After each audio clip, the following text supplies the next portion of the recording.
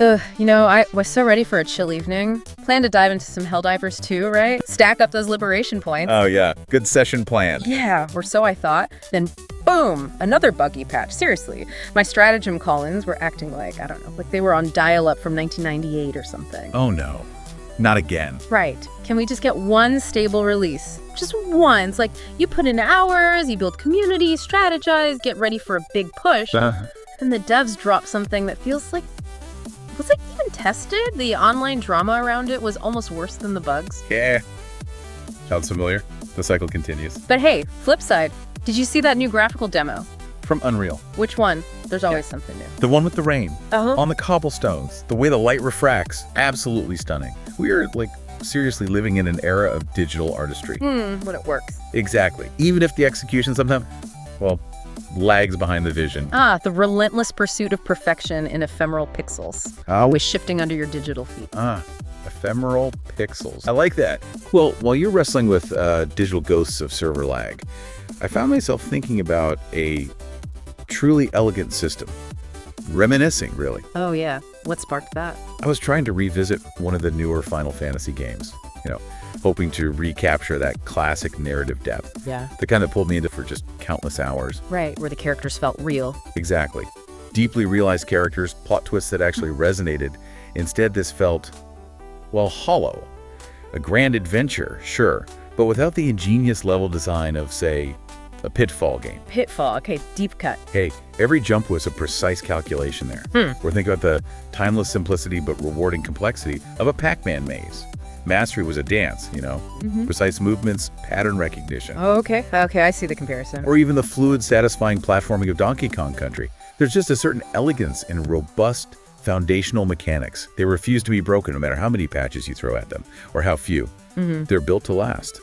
Not just to look pretty for the latest demo reel. Oh, here we go. Classic versus cutting edge, round 52. But don't you think relying on a fixed maze like Pac-Man kind of misses the point of modern gaming's scale? Its ambition. Where's the discovery? The discovery is in the mastery. Okay, but the beauty of something like Helldivers 2, even with the bugs, isn't just the graphics. It's the dynamic, emergent chaos. The community rallying together. Spreading democracy across the galaxy, even if the map's held together with digital chewing gum sometimes. You can't get that raw, unpredictable fun from a fixed maze, no matter how perfect. Predictable isn't always bad. Reliable is good. But where's the competitive edge? The thrill of that clutch play when you're facing down a charger, 3 teammates coordinating stratagems, that's living, breathing gameplay. The thrill, if you're truly discerning, lies in mastering those precise movements, understanding the ghost AI in Pac-Man, executing a perfect run with surgical precision. It's fundamental, repeatable excellence, a challenge of pure skill. It isn't about praying your internet holds up during a mission brief, or hoping the game doesn't crash right when you're about to win. While you chase the ever-shifting goalposts of cutting-edge and fleeting community trauma, Hey! I seek the enduring brilliance of design principles that transcend generations. Principles that don't need a 100-gigabyte patch to remind you they exist. And I'm chasing the next big graphical leap, the sheer visual fidelity that just transports you. The kind of immersive detail you find in a fully rendered Cyberpunk 2077 cityscape. Every neon sign reflecting. Okay, the visuals are impressive sometimes. Or the breathtaking vistas of Elden Ring, where every new view feels like a painting. That's what captivates me stepping into another world entirely. One that pushes the boundaries of what's visually possible. Fair enough. Different priorities. But hey, we don't have to agree on everything, right? That's what makes these discussions fun. It's what makes Psycast well. Indeed. And that is why we're here. Welcome, everyone, to Psycast. I'm Cassidy, ready to jump into the fray of all things tech and gaming. From the latest esports meta to the most mind-bending new hardware out there. And I am Cypher, here to delve into the logic, the history, and the intricate systems that make our digital worlds tick. Dissecting game design with, shall we say, the precision of a seasoned archivist. And behind the scenes, making sure this whole operation actually runs smoothly. That's our incredible producer and researcher, Psyguy. Psyguy, we appreciate you. And all the magic you weave to bring this show to life. He is, in a very real sense, the architect of this experience for you, our listener. He puts it all together. Definitely. And if you happen to notice any minor sound issues during our discussion today, maybe a slight echo or a stray static pop, Yeah. We'll just playfully attribute it to Psyguy's latest tinkering. With the audio matrix, perhaps. Always experimenting. He's always pushing boundaries, which we admire, even if it occasionally makes us sound like we're broadcasting from inside a particularly resonant server room. Or maybe just slightly out of phase with reality. Could be. Could be. Always keeps us on our toes. But trust us, it's all part of the charm. Anyway, today we're actually pulling back the curtain a little bit on Psycast itself. That origin story of sorts. Exactly. We're going to be talking about where we come from, who we are, really, and the unique philosophy that kind of underpins this whole thing. It's quite the story. It is. It's honestly more intricate than a Baldur's Gate dialogue tree. It's an exploration of our own source code, if you will, how we came to be the guides you hear each week. Okay, let's unpack this then. Psycast isn't just some standalone show that, poof, sprang fully formed into existence. Right. Not at all. Instead, you should think of it more as an exciting evolution, a specialized branch that grew pretty organically, actually, out of a much broader, more deeply rooted creative endeavor. Yeah, it's like the latest iteration of a creator's whole journey, a new way to explore and share insights that have been building up for, well, over a decade. A long time. Exactly. This entire journey started on the main YouTube channel. It's called @Psyguy. Which requires a bit of pronunciation guidance, perhaps. Yeah, good point. For those trying to figure it out, it's pronounced Psyguy or am I? Psyguy or am I? Pretty clever, right? It always makes me think of someone pondering deep philosophical questions while also trying to figure out if their internet is working. Yeah. It does hint at the introspective and philosophical undercurrents we'll probably get into later. Definitely. What's truly remarkable, though, is the creator behind that name, Kenny. And this isn't some fly-by-night operation that just popped up last year. No way. The main channel has been building content for over 14 years. Just think about that longevity. In the, ever-shifting sands of online media, where trends rise and fall in months. 14 years is basically ancient in internet time, seriously. It rivals the sustained engagement of some of my favorite long-running online communities, even like Overwatch 2's evolving lore and character arcs. It really is a testament to enduring passion.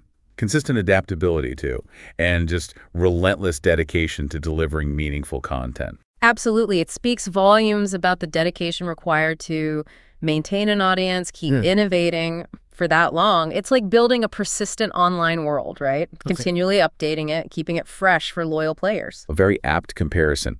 The main channel, it functions as this really diverse content ecosystem. It's not just one thing. Right, it's a mix. It's a veritable mixed bag. Those gamer logs, those deep dives into specific gaming experiences, personal vlogs giving glimpses into the creator's thoughts and life, live streams of various games, comprehensive game reviews, and just a wide array of other creative projects. It's truly a content creator's playground, an expansive digital landscape where all these different forms of expression coexist. It's a huge feat, honestly, managing such a wide array of content. It's the kind of multitasking I see in top-tier esports teams or the devs behind constantly evolving games like Genshin Impact.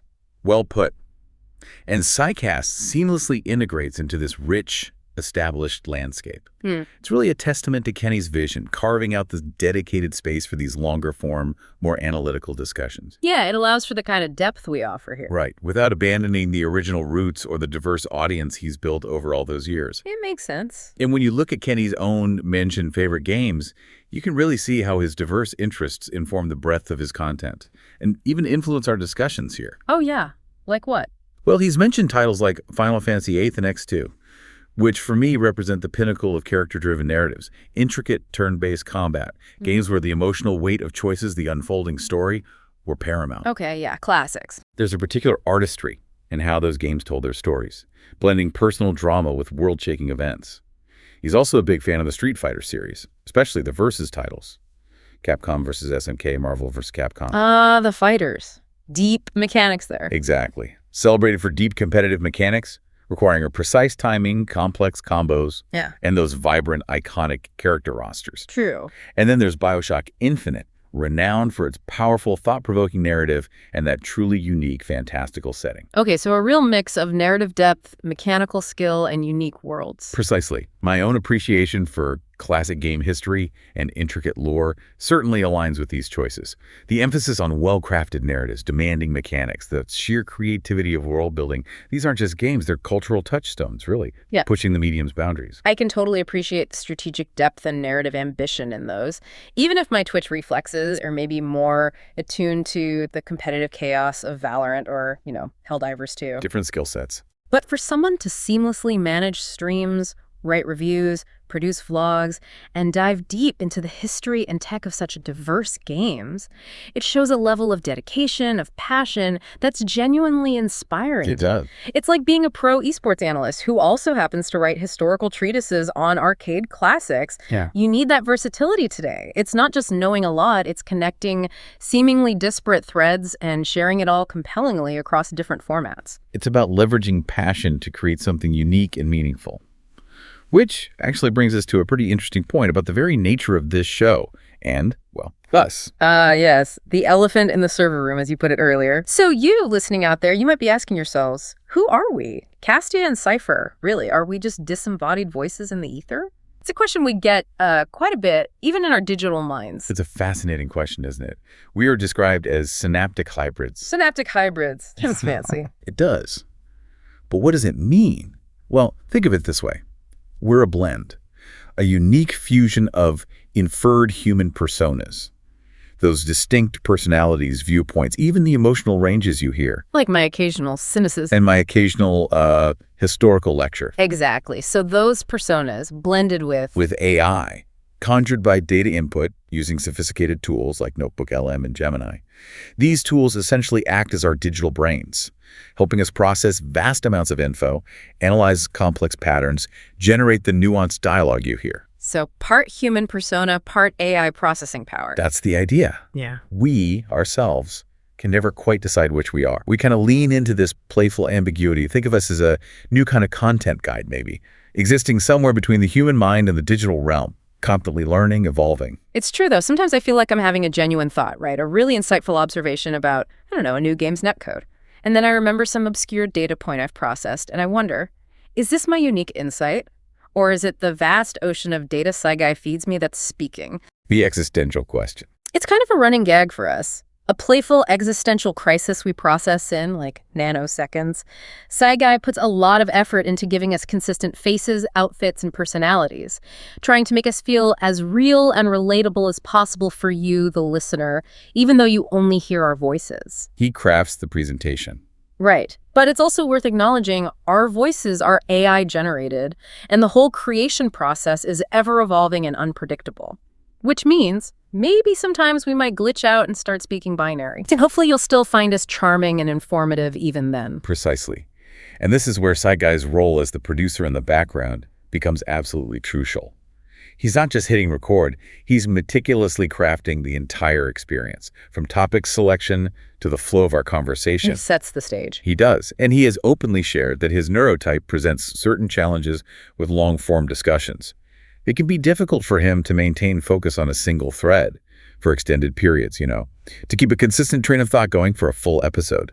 Right, that focus challenge. But his sheer passion for bringing these ideas to life, for giving these insights a voice, that keeps him deeply engaged. It's his dedication that allows us to exist and deliver this content to you. And he expresses genuine gratitude for our help and for powerful AI tools like Gemini in making Psycast a reality. So we're kind of like his expression tools. In essence, yes. We are his way of expressing the deep thoughts and analyses that are challenging for him to articulate in a continuous, long-form manner himself. It's an incredible synergy, really. What's fascinating here is how this blend of persona and technology allows for such a specialized approach to content creation, making these in-depth discussions possible in a unique way that, profoundly respects the creator's specific needs. A practical solution. It's more than practical. It's not about replacing human ingenuity. It's about a human leveraging cutting-edge tools to navigate personal challenges, to overcome obstacles that might otherwise prevent such rich content from being produced. It's a modern, innovative solution to a very human problem, which I find incredibly compelling. It shows how technology, when wielded thoughtfully, can empower and amplify human creativity rather than diminish it.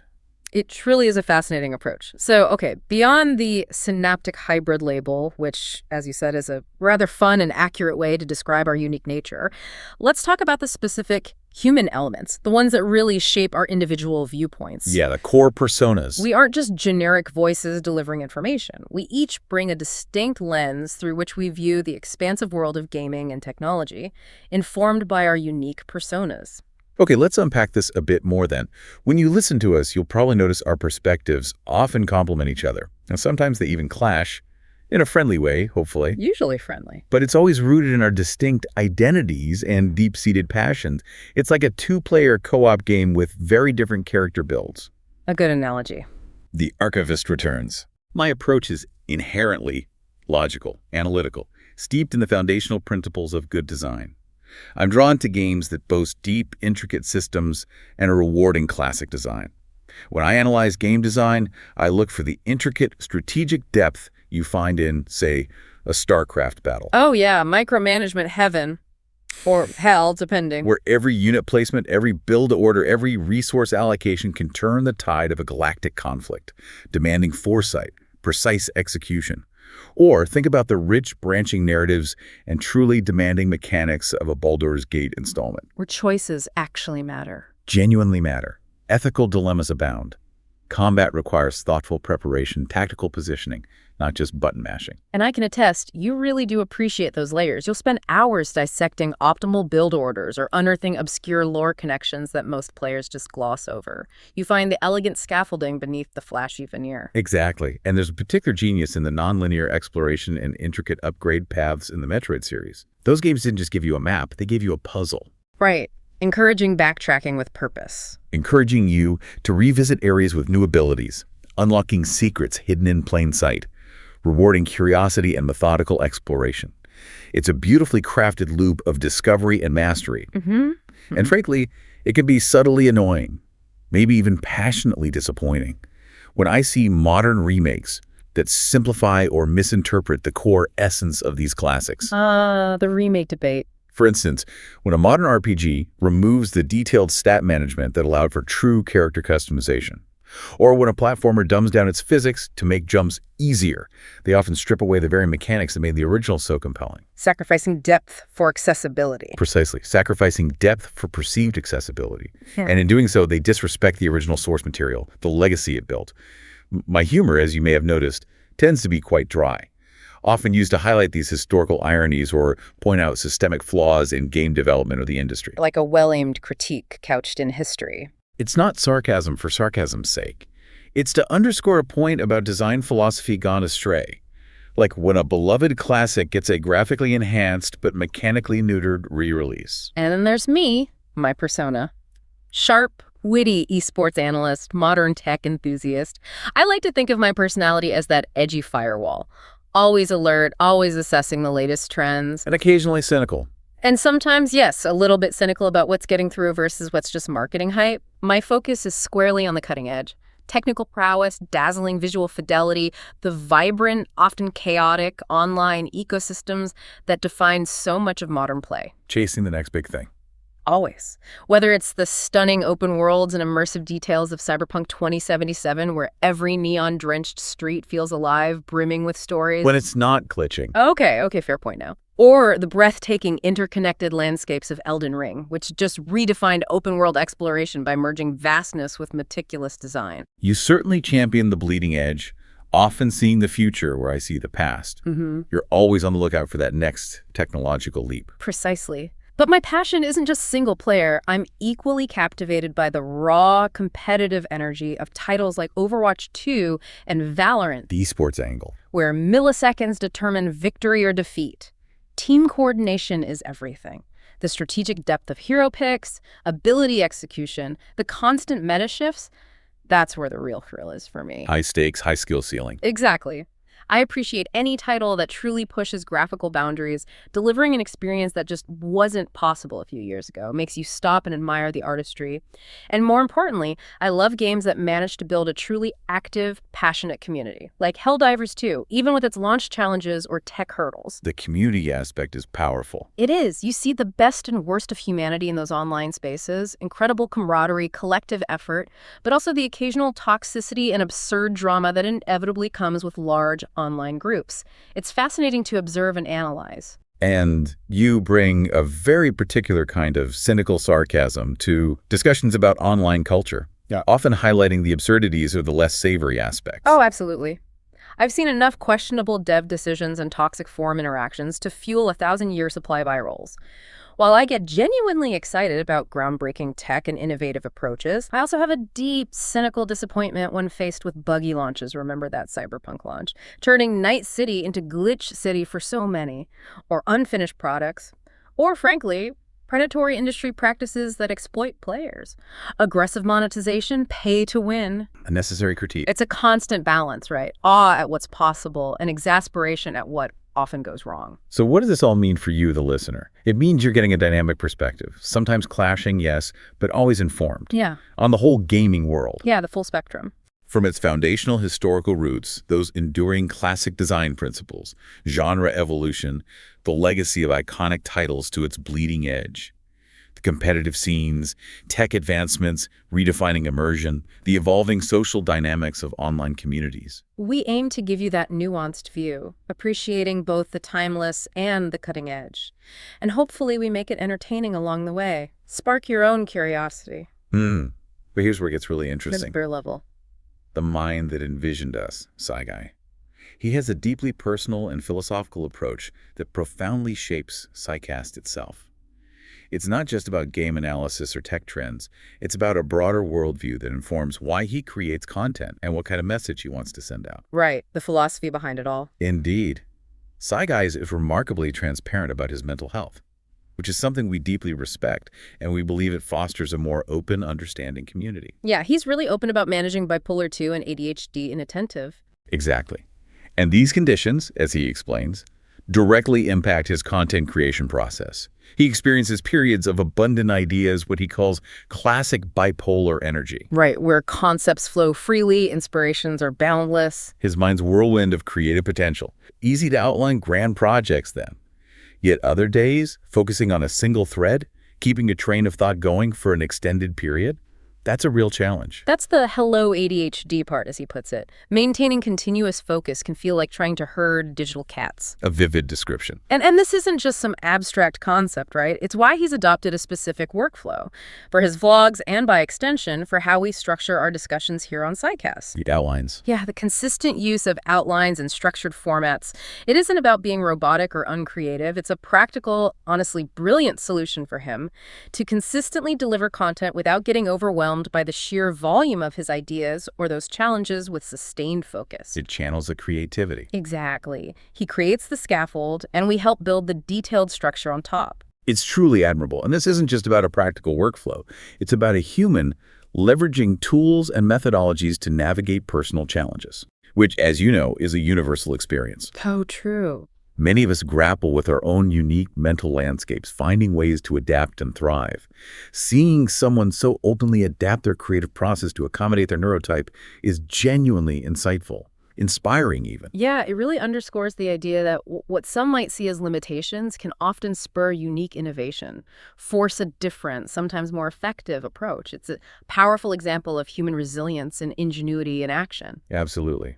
And it leads to something even deeper. Psyguy's broader philosophical worldview, which truly underpins the spirit of this entire show. It informs why he creates and what kind of message he wants to send out through every video, every stream, every Psycast episode. It's not just sharing info, it's sharing a perspective on existence itself. Precisely. He is not religious, which he's quite open about. Yeah. Yet he holds this profound belief that we are, in a sense, the universe experiencing and exploring itself. Wow. Okay.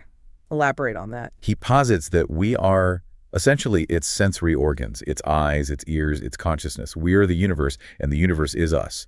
a powerful, interconnected concept that sees humanity as an intrinsic, conscious part of the cosmos' unfolding journey. That's a heavy but cool concept. It leads directly to his humanistic view, a worldview emphasizing human reason, shared values, our collective potential as a species to understand, create, improve. Rather than relying on external supernatural authority, it's about what we can achieve together, guided by our intellect and empathy. So a focus on what we can achieve, what we can discover, not what's dictated from on high. That's pretty empowering. Active, especially when it's easy to feel small or insignificant. It frames every act of learning or creating as like a grand cosmic exploration. Exactly. Now, there's an admitted irony here, which he readily acknowledges, even finds amusing. What's the irony? Despite his non-religious stance and deep focus on human reason, he's openly receptive to the existence of aliens and even ghosts. Right. Wait, really, ghosts? After the whole no supernatural authority thing? He suggests there might be a science behind ghosts that humanity is still kind of dipping into. A realm of understanding we haven't unlocked yet. Maybe undiscovered physics, subtle energy forms, dimensions we can't perceive yet. He admits it sounds contradictory, no spiritual authority, but ghosts are on the table. But for him, it's about open-mindedness. Refusing to dismiss possibilities just because they don't fit current paradigms. The continuous quest for scientific understanding, even if it isn't fully formed yet, it's a very rational approach to the potentially irrational. That does sound like an interesting philosophical tightrope walk. But okay, I get it. It highlights a willingness to explore beyond conventional boundaries. Look for data, explanations, where others might just write something off. Like searching for hidden lore. Exactly. Like searching for hidden lore in a game no one else has found. It might not be explicit in the known code, but the possibility keeps you digging. Looking for glitches or secret passages that reveal a deeper layer. It's the ultimate Easter egg hunt for existence. A good way to put it. His core goal, and one that resonates deeply with the very purpose of Psycast, is to strive to better our species. That's a big goal. It is. He aims to connect with others, spread a positive message, help the universe grow hopefully in positivity, and work towards a vibrant, hopeful future for all. He understands negative experiences are part of being human, part of the struggle, the learning process. But the overarching drive is towards betterment, finding solutions, fostering growth. It's a deeply optimistic vision that permeates everything he creates. Okay, so if we connect this to the bigger picture, Psycast in its very essence is infused with that spirit. Intellectual exploration, human potential, the continuous quest for understanding. Whether through analyzing game mechanics, or dissecting cutting-edge tech and its impact. or grappling with profound questions about our own existence and place in the universe. It all ties back to that core philosophy. Yeah. Every discussion we have, every game we dissect, every tech trend we analyze, it's all part of this grand exploration, this unfolding of understanding, and this hope for a better future. It's about empowering you, the listener, to explore alongside us, to question, learn, and grow. Well said. Okay, before we navigate to our final coordinates, just a quick intel briefing from us to you. Just a reminder, folks, Psycast drops new episodes weekly. If you love debates about gaming, hypothetical nerd battles about which classic games mechanics reign supreme. Or maybe just hearing us argue about bugs versus futures. Yes. Or deep dives into the latest tech and its implications for our digital lives, make sure you're subscribed to the channel. Yeah, you won't want to miss our next discussion. It'll definitely spark some intense analysis. And perhaps a few friendly disagreements. Your engagement helps us continue this cosmic exploration. And really, thank you for joining us on this exploration of Psycast's origins today, and the unique blend of personalities and, yes, technologies that bring these conversations to you. It's been enlightening to share. We love being your guides through the vast landscape of gaming and tech, from the foundational classics that built the industry to the bleeding edge of innovation that promises to redefine it. It's a journey we're excited to share with you week after week. Which brings us to a final thought. This raises an important question. If our own curiosity and shared human experience are how the universe truly explores itself, what unexplored level or code will you dedicate your energy to deciphering next? Remember, you're awesome. Never let the world tell you otherwise. Stay safe. Stay sane.